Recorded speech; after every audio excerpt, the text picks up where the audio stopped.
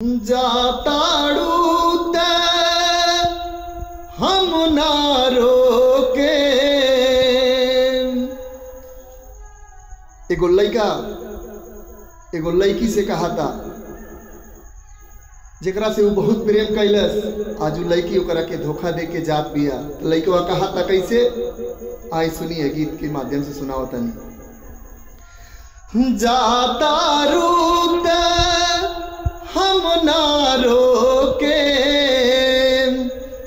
तने कहल तू हमार कैदा,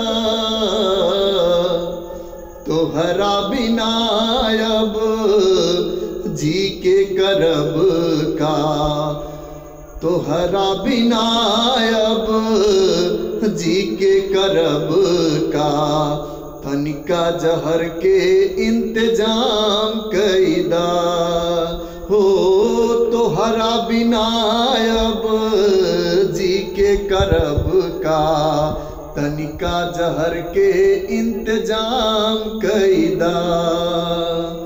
जातारू ते हम ना रोके, जातारू ते हम ना रोके, तने कहल तू हमार कैदा, तोहरा बिना अब जी के करब का, तनिका जहर के इंतजाम कैदा, तोहरा बिना अब जी के करब का, तनिका जहर के इंतजाम कैदा।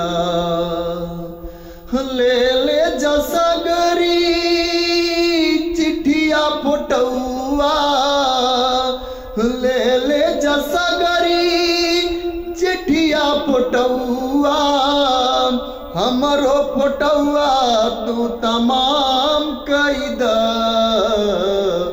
तोहरा बिना अब जी के करब का, तनिका जहर के इंतजाम कैदा हो, तोहरा बिना अब जी के करब का, तनिका जहर के इंतजाम कैदा।